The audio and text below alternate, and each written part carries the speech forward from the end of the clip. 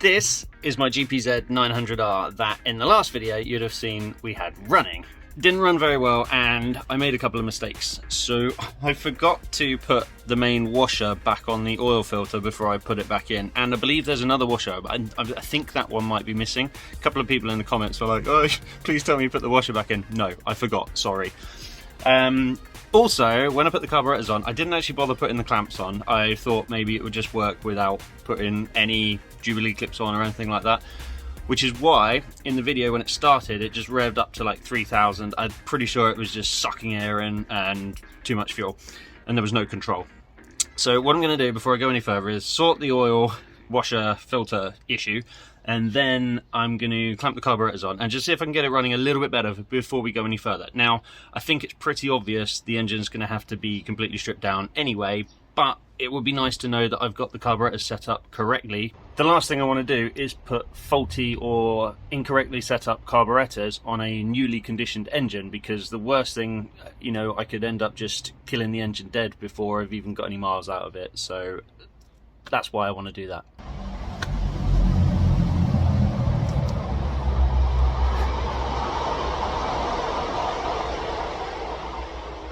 Double train.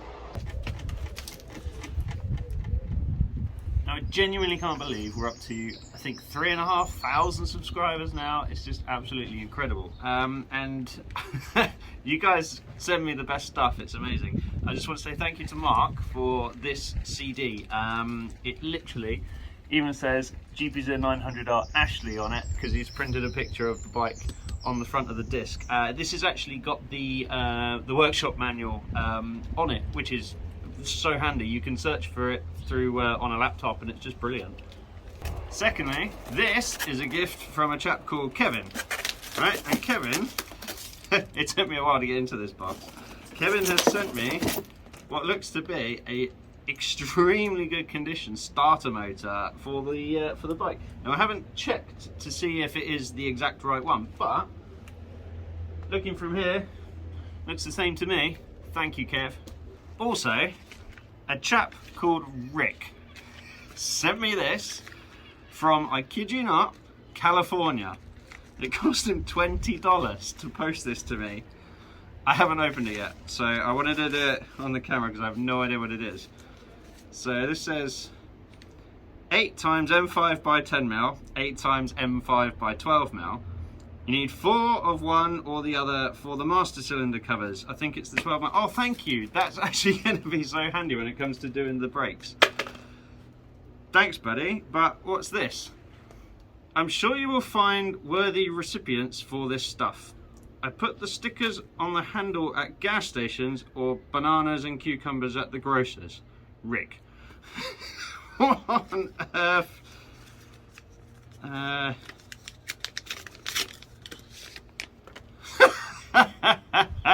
Brilliant. Learn to park. You accidentally park like a, and I've covered it up with my finger. Various stickers. I can't show you some of this.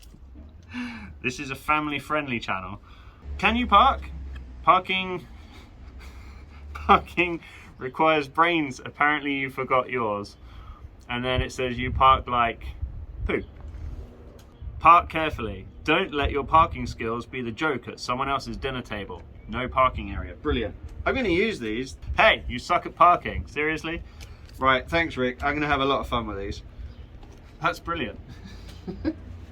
If you're wondering, the little blue stickers say for bum use only. I might have mentioned this before, but there's a chap that has offered to do some vapor blasting for me, and I haven't forgotten, and I'm sorry it's taken so long, but I will be sending you some bits for this. I believe that I'm going to need the brake calipers doing, and all sorts of different components in here that are currently looking a little bit worse for wear, but we all know that, don't we? Because it's been sat for many, many years, rotting away, poor thing.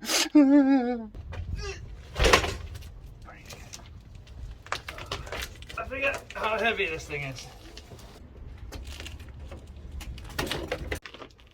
Now this is a strange thing for the channel.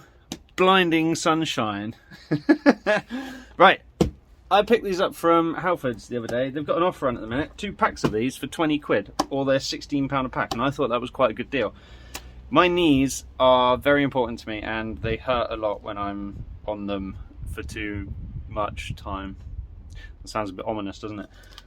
So I bought these nice soft mats so I can work on the bike, because I don't have a bike lift. I'd love to get one, but I don't have anywhere to put one.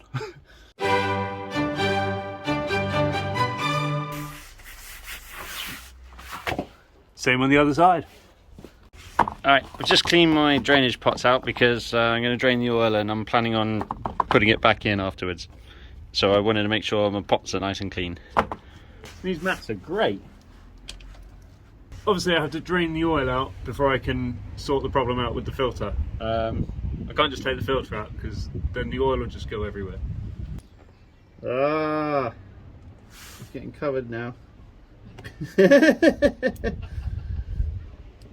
So the colour of the sky has changed. It might rain now.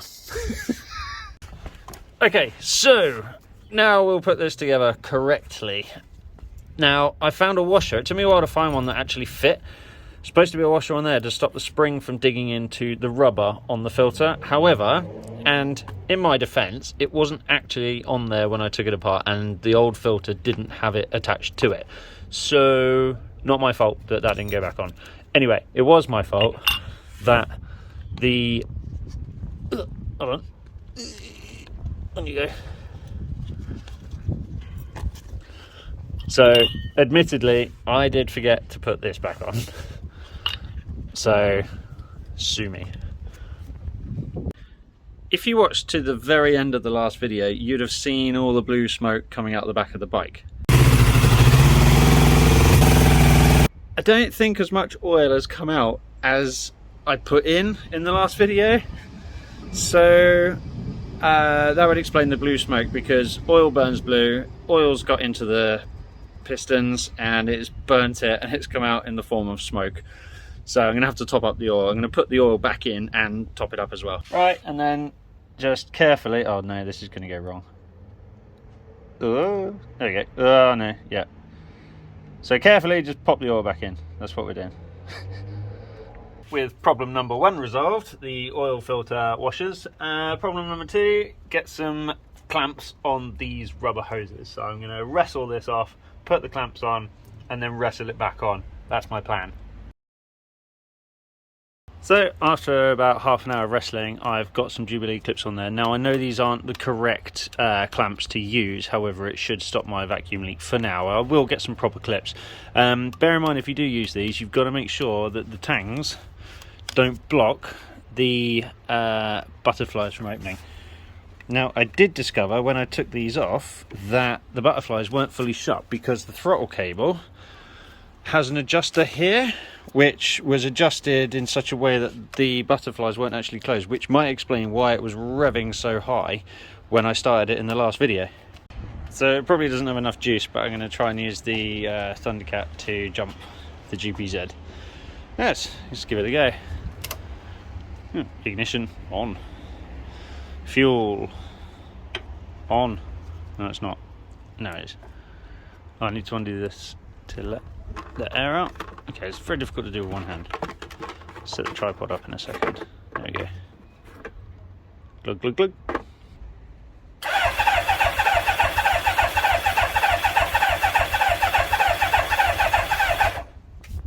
Oh yeah, choke. That's right.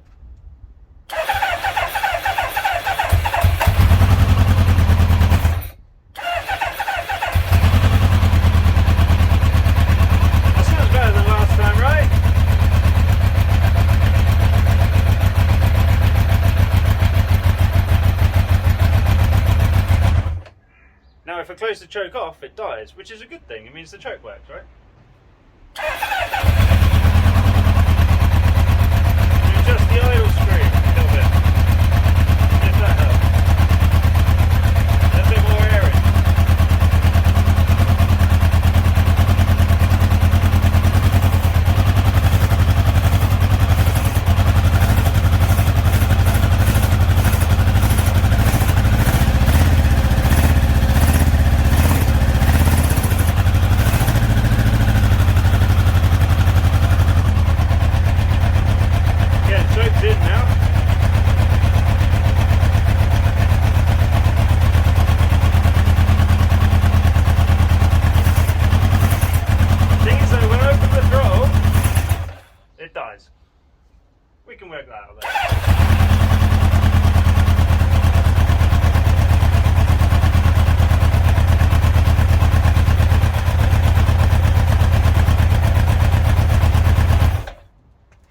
know what? That went a lot better than I expected it to. Obviously it's not perfect, but it's not bad, right? There's a train going by. Right, smoky. Now we know why it's smoking, because it's burning oil, because the piston rings are fried. Now me and the mad scientist gotta rip apart the block and replace the piston rings you fried. Ooh. So it's quite obvious from the sound we're gonna misfire. So let's have a look, see which cylinders are working. So cylinder 2, 100 degrees, cylinder 1, 70 degrees, cylinder 3, 25, 30-ish, and cylinder 1, 20 degrees. So this half of the engine isn't actually doing anything at the minute, that half is. Can anyone tell me what this is? It's on the left-hand side of the engine, and it drips oil. Inside, it's got like an O-ring, but from what I can tell, nothing actually like attaches to it.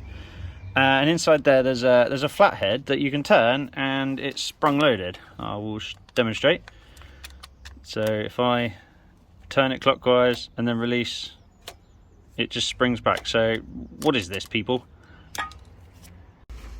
Now I find the fact that we've got one half of the engine not working quite weird, because normally if you've got 2 cylinders gone, you'd have a coil pack gone, which means because you've got 2 coil packs, 4 cylinders, and you'll have one coil pack that does cylinders 1 and 3, and the other coil pack that does cylinders 2 and 4. So normally when you've got 2 cylinders out, it's 1 and 3 or 2 and 4, meaning that the coil pack's gone. But I've actually got 1 cylinder from each coil pack not working, so not sure. Okay, so I've just fact checked myself and pulled out the wiring diagrams. I've made a mistake. I mean, it's not unusual, is it? Here we go. These are the ignition coils. Now if you look closely, you've got 1 and 4, 3 and 2. So, and I've got it wired 1 and 3, 2 and 4. Because, well, I'm a moron, what can I say? I've rectified the problem. The left-hand coil is now powering cylinders 1 and 4. The right-hand coil is powering cylinders 2 and 3, as it says in the manual. I've also swapped over, where am I? These wires on the top. One sec. I got a bit OCD with these and decided that the red wire should be on the same side. Well, I wanted red, black, red, green. I don't know why, I just swapped them around, because it was black, red, green, red. I wanted it the other way around. I don't know, I'm just waffling now. So I've rectified that, let's see if it runs any better.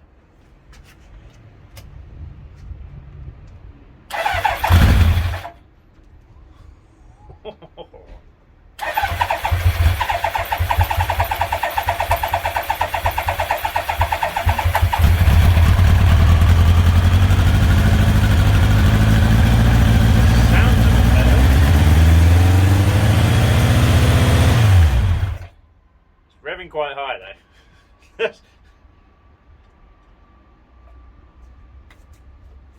Make sure the butterflies are shut this time, maybe. I don't know. That's good, better. Yeah.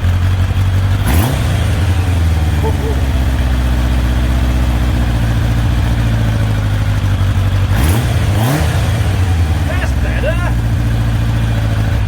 Right, much better.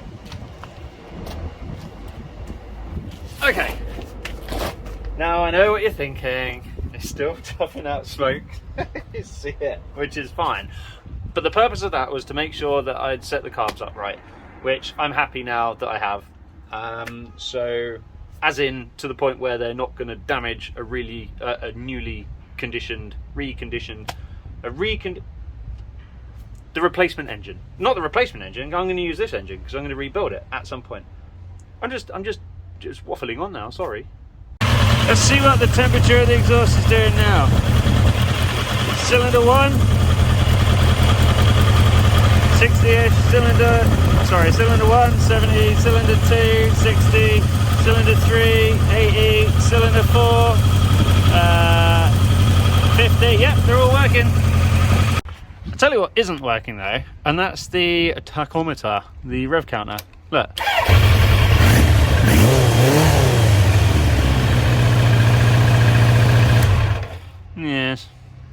I got a small problem in that fuel was leaking out of these holes. I've shut the fuel valve off, but that might suggest I've got a sticking float. So I'll have to have a look at that before they go on the bike at the end.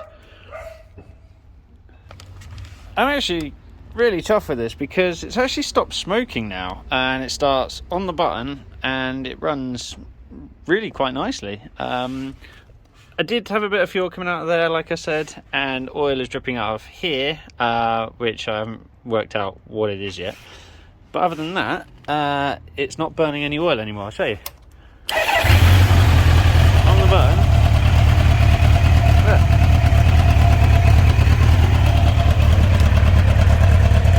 No smoke.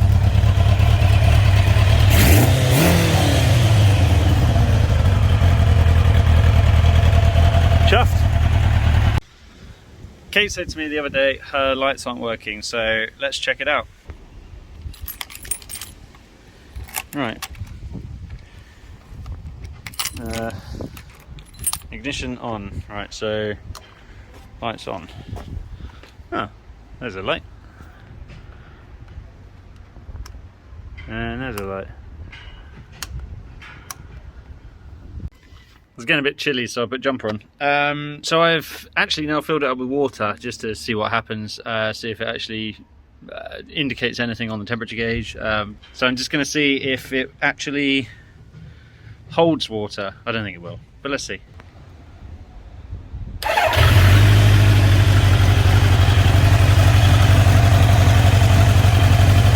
That's obviously still leaking, so we're keeping an eye on that. Oh, okay, that fell off. Ah, oh, okay. That's a problem.